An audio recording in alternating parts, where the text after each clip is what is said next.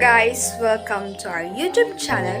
And for today's video, ating aalamin kung paano nga ba nagbigay ng kulay sa buhay ng isang tao ang pagsasayaw. And for today's video, ating makakasama si Mr. Managilod na kung saan magbabahagi siya ng kanyang karanasan kung paano nagbigay ng kulay ang pagsasayaw sa kanyang buhay. So, since nasa malayo si Mr. Managilod, we decided na mag-send na lamang ng 10 question and we asked for his permission na i-video ang kanyang sarili while sinasagutan ang 10 question. And he agreed. So before that, let's define dance. Definition of dance.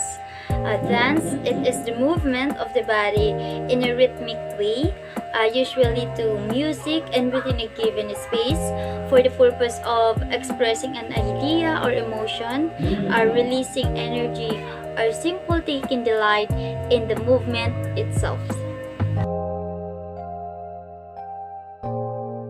At ngayon, ating alamin ang istorya ng buhay ng ating bida ngayon na si Mr. Managilod. Tara!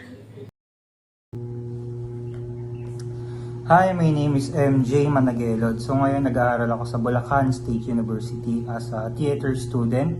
I'm a third year college na. So, konting background about sa akin. So, pure performance yung ginagawa ko since elementary sa Laguna. So, from Bay Laguna talaga ako. So, dito lang ako grade 9 sa Bulacan. Ngayon nasa Malolos ako ngayon sa Bulacan. So, nakatira naman ako ngayon sa San Jose del Monte, Bulacan. Doon kami lumipat. Pero yung hometown ko is Bay Laguna. So, marami akong groups na nasalihan simula elementary ako. Iba't ibang grupo, mga contemporary group, festival group, then mga hip-hop group, ganyan. Iba-iba din. So, experience din kasi nga mahilig ako sa mga sayaw-sayaw. So, talagang bata pa lang ako, ine-explore ko na. So, dito may mga 10 questions para sa akin. Unang question is, kailan ka unang naging interesado sa pagsasayaw? Naging interesado ako sa pagsasayaw, grade 1 pa lang. So, yun, sobrang nakakagulat din kasi grade 1 pa lang, sumasayaw na talaga ako. So, parang konting music lang daw na naririnig ko, sumasayaw na ako. Yun yung sabi ng mama ko. Kaya parang, siguro yun dun nag-start na parang interesado na talaga ako sa pagsasayaw. Then, nagsunod-sunod na yan from mahilig lang sumayaw sa hanggang sa nakasanayan ko na siya, hanggang sa nagustuhan ko na siya. So, grade 1 ako nag-start, lahat-lahat. Number 2, ano yung nagtulak sa'yo upang pasukin ang larawan ng pagsasayaw? Ano yung mga naging motivation and inspiration mo to enter the field of dance? Hindi ko pa ito alam before, pero nung nandito na ako sa proseso na college student na ako, nalaman ko na kung bakit ako nandito. So, siguro, for me, dance is not just a dance. Nagiging buntungan ko din to ng mga emosyon ko. Kapag malungkot ako, sumasayaw ako, nagiging masaya ako. Kapag naboboring ako, sumasayaw ako, nagiging masaya ako. So, kumbaga motivation ko na rin yan para sa sarili ko. And inspiration ko naman sa pagsasayaw is myself din and my family. Kasi parang sa proseso na nangyari sa akin sa pagsasayaw, nagkaroon na rin ako ng pangarap na makilala sa pagsasayaw. So, sobrang laki niya bigla para sa akin na from nagustuhan lang sumayaw, biglang nagkaroon na ng pangarap sa pagsasayaw. Number 3, anong style ng pagsasayaw ang kinabibilangan mo? Or alam mong doon nag-fit ang dance style mo? Ngayon kasi, since nasa theater field ako, ganun pa din naman, hip-hop pa rin naman yung style ko. But, since nasa theater ako, nalagyan siya ng ibang style. Pure hip-hop ako, pero ginagamit ko na yung pagiging theater student ko. So, ginagamit ko yung hip-hop as a theater student. So, sa theater, doon kami nagkukwento. So, hip-hop and kwento. So, yun yung ginagawa ko. Sumasayaw ako para magkwento. Ganon. Hindi lang para sumayaw, ganon. Yung mga nakikita natin na nakikita natin ng mga TikTok, ganyan. Konti, ganun. Meron din naman akong account. Pero, kumbaga sa style ko, more on hip-hop ako, pero nagkakwento ako, ganun. So, hip-hop na rin yung tawag sa kanya. Number 4, Sa mga nasalihan mong dance competition, ano ang pinaka nag-stand out para sa'yo? Dance competition, siguro yung pinaka first dance competition ko before. Grade 7 ako sa Los Baños National High School. From Los Baños National High School ako noon. Then yung grupo ko is lumaban sa Manila. So ayun, sobrang memorable para sa akin nun kasi iba't ibang lugar yung kalaban namin yun eh. Bulacan, La Union, Cavite, ganyan. Then nirepresent namin yung Laguna. Yun yung competition na to is YMCA. So, sa dami nang naglaban, then kami, as in pumunta kami sa venue ng sobrang simple lang ng suot namin, pero prepared kami. And naka-second din naman kami doon. Second runner-up din kami doon sa lahat ng naglaban. So, mga siguro over almost 10 din, ganun, kasi medyo matagal na yan. Siguro almost 10 din yung naglaban nun, then nag-second runner-up naman kami. Yan. 5. Maaari mo bang ibahagi ang iyong karanasan sa nasabing competition at kung paano ito nagkaroon ng impact sa iyong buhay? Siguro, since yun nga yung unang competition na nasalihan ko before, ayun yung sa YMCA, naging impact sa akin nun is nagkaroon pa ako ng mas maraming pangarap and nagkaroon pa ako ng mas maraming goal na magkaroon ng grupo at makilala bilang isang dancer.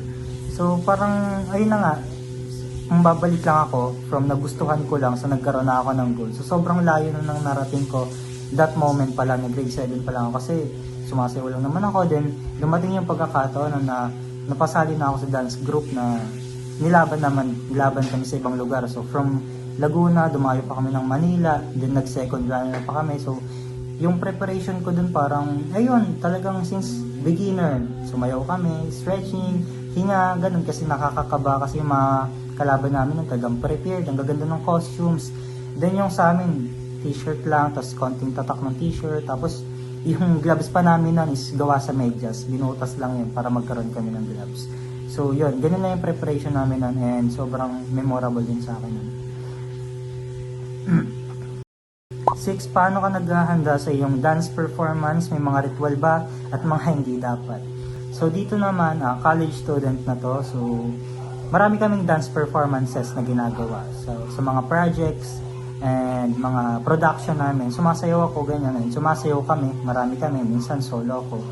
Wala namang talagang ritual. So, siguro, ang ritual na lang is yung pray. Yun na lang siguro. Merong ritual, pero yun yung pray. Mag-pray bago sumalang, ganyan. Siyempre, conditioning, kailangan. Ginagawa natin yung mga exercises, stretching bago sumayaw para iwas bali, ganyan, iwas fracture kasi mas mahirap na pag nagkaroon ng bali. Ayun yung mga ginagawa ko lang bago ako mag-perform. 7. Paano na-impluwensyahan ng pagsasayaw ang iba pang mga aspeto ng iyong buhay tulad ng iyong physical, mental at kalusugan at social connections? Yun, tulad ng sabi ko kanina, since theater student ako, sobrang laki ng nabigay sa akin ng performing. Sobrang laki na nabigay sa akin ng pagsasayaw kasi bukod sa pinapractice ko na yung gusto ko, in-express ko na yung pakiramdam ko, napapractice pa yung physical strength ko, yung mental health ko kasi every time na sumasayaw ako, nalilibang ako, na-exercise yung katawan ko, then gumagana yung isip ko, so lahat pumapasok. So in short, nagiging healthy ka din pag sumasayaw ka, pero depende yun kung paano mo aalagaan yung sarili mo. Then, sa kalusugan yun, sobrang maganda. Mahalaga din na pag sumasayaw ka, maganda yung kalusugan mo kasi hindi pwedeng hindi mo alagaan. Kasi nga, pwede ka maging mahina. Ganon. Maraming bagay na pwede mangyari. And sa social connection, since nasa theater ako, ginagawa din namin yung pag-arte. Gumaganap kami sa mga films, ganyan. Gumagawa kami ng productions na may iba't iba kaming character.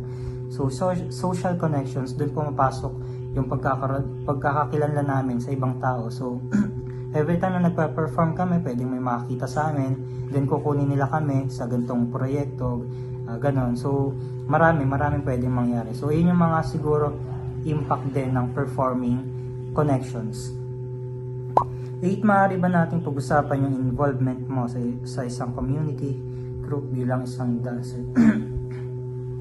Involvement, siguro ito na lang yung sa, kung nasan ako ngayon, meron kaming group sa Bulacan State University as a theater student, which is yung Sining Sakdibi and Sam.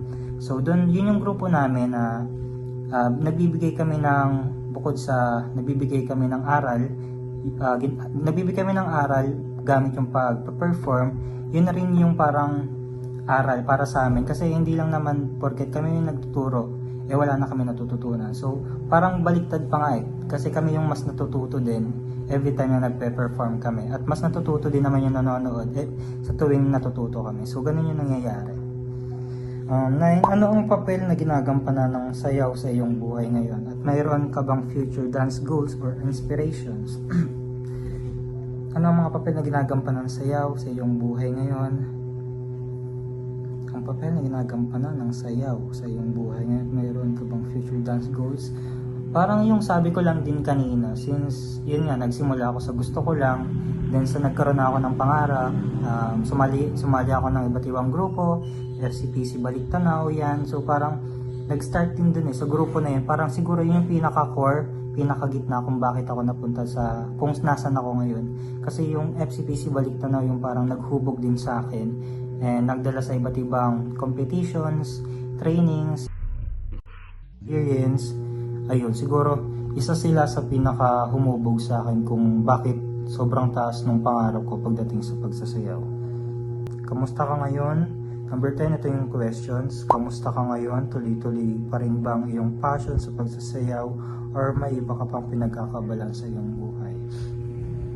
Tuloy-tuloy pa din naman since nag-aaral ako and yung course ko is performing. So tuloy-tuloy pa rin ako sa performing. Sumasayaw pa rin ako, umaarte pa rin ako, kumakanta pa rin ako. Lahat yun pinag-aaralan namin. Then after ng class, yun kung tinatanong yung ibang pinagkakabalahan, syempre nandun pa rin yung parang practical, nagbi-business ako, ginagawa ko yung mga bagay na gusto ko naman gawin sa sarili ko, na ina-enjoy ko yung sarili ko. Naggagala ako, kumakain, or every time na umuwi ako sa bahay, bonding with the family, ganun. Ganun naman yung ginagawa ko kapag wala naman ako sa school. So ayun yung mga sagot ko sa mga tanong sa akin.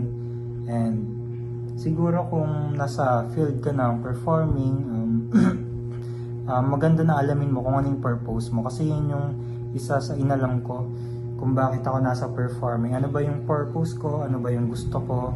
Hanggang sa, yan, nalaman ko naman kung ano yung purpose ko. Nandito ako para magtanghal, magmulat, magpalaya, ganon. Gusto kong maging malawak yung isip ng mga tao at mabuhay yung isip nila sa kung ano nangyayari ngayon. So parang ganun yung gusto kong iparating using our performing skills na magkwento, umarte, sumayaw, kumanta, lahat ng yun. So ayun. Ayan, nalaman na natin ang kahalagahan ng pagsasayaw, lalo na ang epekto nito sa buhay ng isang tao. At dyan po nagtatapos ang ating video for today. I hope na nagustuhan nyo ang ating content at sana'y nagbigay kami ng inspirasyon at motibasyon sa araw na to. Maraming salamat! Let us all welcome Joshua Sasi and MJ Managelon. Anak, nak-naka ng pait, magtiis sa amo ko na malupit, mapanggiit na para lang sa'yo. Mabayaran para sa ating hiwalayan, kalingayan, alagaan ng pamilyang di pamilya ko. Kahit magalo pang balat sa tinalupang, basta't may patutunguhan ng katas ng pawis at dugo. Sana wag mo sinasayang, sana wag mo nga hayaang lumaking katulad ko ang isang katulad mo. Di malimot ang mga luha mo. Gapos ng iyong munting braso sa aking binti, pinipigil ang higpi, hinihilang wag na lumayo. Di mabubura sa pangungot ko. Ang tanong sa iyong mata, sino nang matitira? May nagawa kong masama, ba't kailangan mga bando na? Oo, iniwan ka ng iyong ama, pero kailanman hindi ng iyong ina. Pangakong ito ay pansamantala, uuwi ako agad. Nanangis ka't nakikiusap, huwag ka sumalangit, dito ka lang sa lupa. Para to sa'yo, kaya paalam na. Para sa pangarap, laging hawa, tiniis ko itong distansya. Kung sa gabi makatulog kayo, mainit na pagkain sa lamesa, sakripisyong tiniis na hindi kayo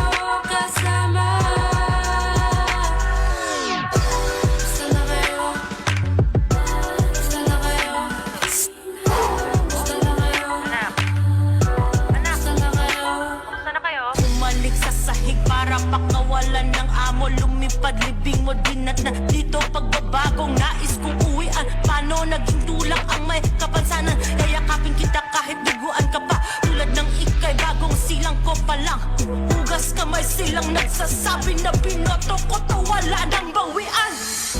Kamusta na anak?